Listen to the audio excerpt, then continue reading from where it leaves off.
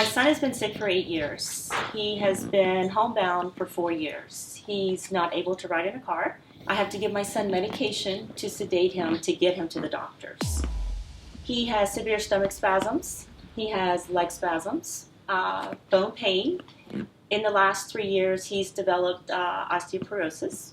He has Crohn's disease, which causes headaches and dehydration. He has no appetite. He eats 1 meal a day, and he normally has to force that meal.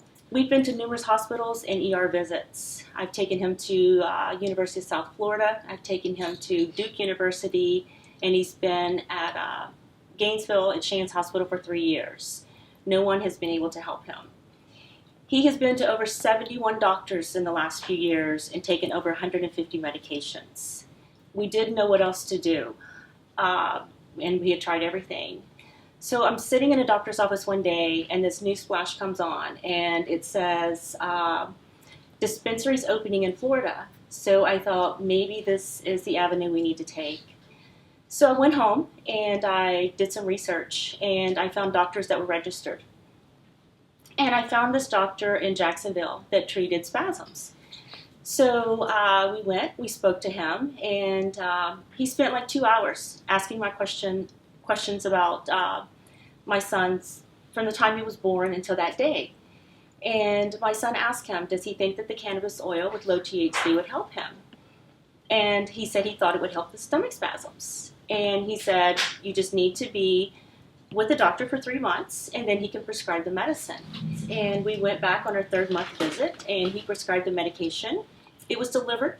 My son accepted it, and he tried the medicine the first time before dinner, and he was able to finish his whole meal, and the food stayed in his body for 45 minutes to an hour.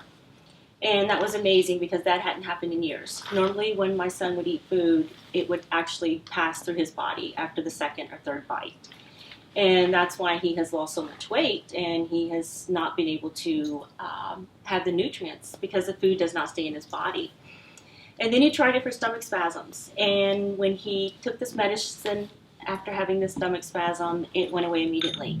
But our 3rd experiment with this medicine was that dreadful 8-hour trip to Jacksonville to the doctor's office that I had to sedate him. He got up this morning. I did not give him medication. He took his medicine, and he got in the car in the front seat, and he rode all the way to Jacksonville, and we had conversation, and he rode all the way home. Sorry.